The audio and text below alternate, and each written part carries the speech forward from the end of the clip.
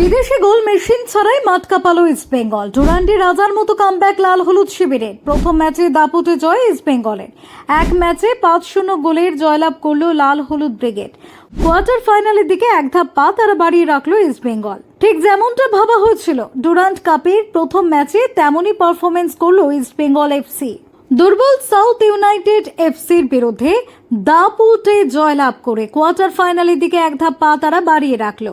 18,500 দর্শকের সামনে এই ম্যাচে 5-0 গোলে জয়লাভ করলো লাল হলুদ ব্রিগেড।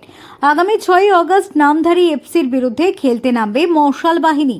এমন পারফরমেন্স ধরে রাখতে পারলে ইস্ট বেঙ্গলের জয় যে অবধারিত সেটা আর আলাদা করে বলার প্রয়োজন পড়ে না। যাই হোক, ম্যাচের কথায় আসা যাক। ম্যাচের শুরুতেই 10 মিনিটে গোল করার একটি সুবর্ণ সুযোগ পেয়েছিলেন এডমুন্ড লাররেন্ডিকা, কিন্তু শটটি মারার সময় তারই সতীর্থ ডেভিড গোল লাইনের একেবারে সামনে দাঁড়িয়েছিলেন। তার গায়ে বলটি প্রতিহত হয়ে ফিরে আসে। যাই হোক, সেই দুঃখ অবশ্য লাল হলুদ ব্রিগেডকে বেশিক্ষণ সহ্য করতে হয়নি। 12 মিনিটে ইস্ট বেঙ্গলের হয়ে গোলের দরজা খুলে দিয়েছিলেন চুমনুঙ্গা।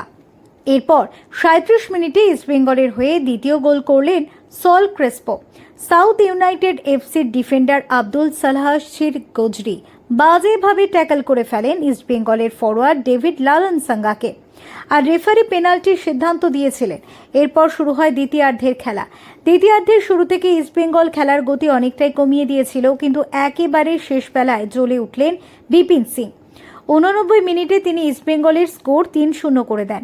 বিপিনকে লক্ষ্য করে একটি অসাধারণ থ্রু বল বাড়ান দিয়ামান্তাকোস। সেন্টার ব্যাক এবং রাইট ব্যাকের মাঝামাঝি জায়গায় ছিলেন বিপিন। বলটা রিসিভ করেই তিনি নিখুঁত দক্ষতায় সাউথ ইউনাইটেড এফসির জালে জড়িয়ে দেন। ডান পায়ে কার্যত শিল্প দেখালেন বিপিন। এরপর আর বেঙ্গালুরুর এই ফুটবল ক্লাবের ফেরার কোনো রাস্তা ছিল না, কিন্তু এখানেই শেষ নয়। 87 মিনিটে ফ্রি কিক থেকে গোল করলেন দিয়ামান্তাকোস।